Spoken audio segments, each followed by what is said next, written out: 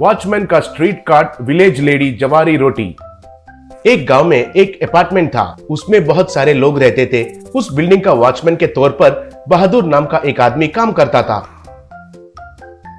बहादुर का पत्नी का नाम था लक्ष्मी। लक्ष्मी अपार्टमेंट्स के फ्लैट्स में काम करती थी। कुछ घर में सफाई करती थी तो कुछ फ्लैट्स में खाना पकाती थी। बहादुर तो पानी टैंक का मोटर डालना, अपार्टमेंट में गाड़ियों का सफाई करना,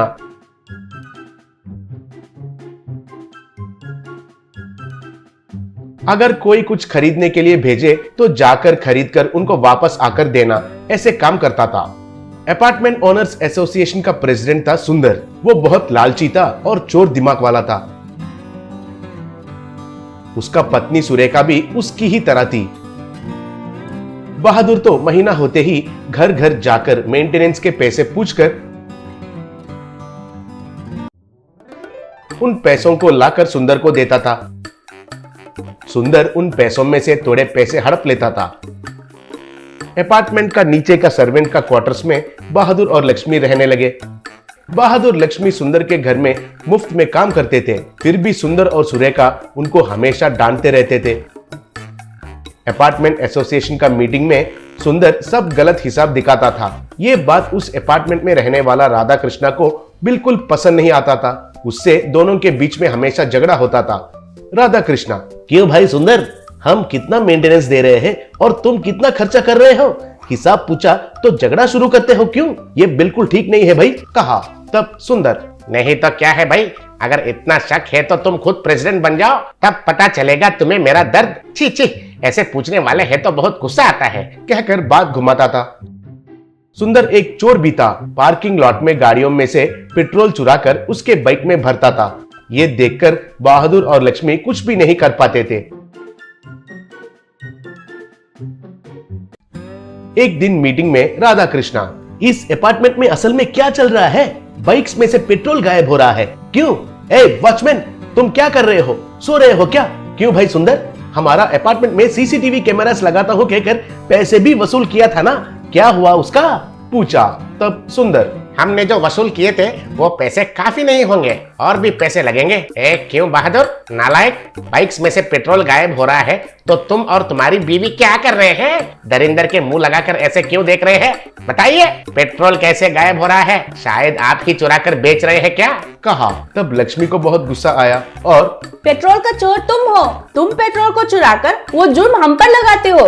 तुम्हारे घर में हमसे मुफ्त में काम करवा के अब हमें ही चोर कहते हो, ऐसे गुस्से से बोली। तब बहादुर, हाँ साहब, यही बरकुरदार है जो पेट्रोल को चुराते हैं। आपका दिया हुआ मेंटेनेंस का पैसों को तो भी आधा खा लेता है। असल में ऐसे सब गलतियां बाहर आएंगे कहकर सीसीटीवी कैमरास को नहीं लगा रहा है, कहा। तब सुंदर को गुस्सा आकर, अरे मुंह बंद करो, तुम्हारी इतनी हिम्मत, जाने दो कहकर तुम लोगों को सहारा दिया तो मुझे ही कहते हो?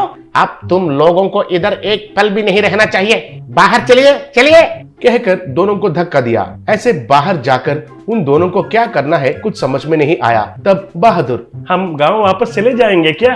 पूछा। तब लक्ष्मी, उधर के हालात अच्छे नहीं हैं कहकर हम इधर आए हैं। अब वापस जाकर क्या करेंगे? इधर ही कुछ न कुछ करके जी लेंगे। मुझे जवारी रोटियां बनाना अच्छे से आता है ना, एक ठेला लगाकर जवारी रोटी और चिकन करी बेचेंगे। ये लो, मेरा मंगलसूत्र को बेचकर निवेश के लिए पैसे लेकर आओ, बोली। ऐसे बहादुर जाकर उसका मंगलसूत्र को बेचकर पैसे लेकर एक थैला और कुछ पकाने का बर्तन वगैरह खरीद कर आया। वे दोनों उस अपार्टमेंट के सामने ही एक प्लास्टिक टेंट लगाकर उधर ही उनका व्यापार शुरू किए।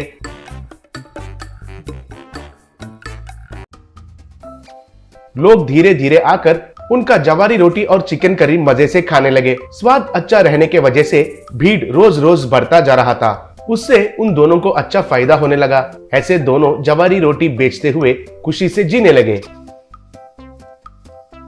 एक दिन अपार्टमेंट में कुछ झगड़ा हो रहा था। सब लोग मिलकर सुंदर और सुरेखा को खूब पीट रहे थे।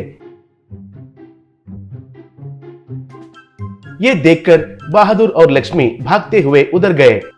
राधा कृष्णा सुंदर और लक्ष्मी को मार के, चोर कहीं के, तुम्हारे ऊपर शक आकर किसी को भी बताए बिना पार्किंग में सीसीटीवी कैमरा लगाया था।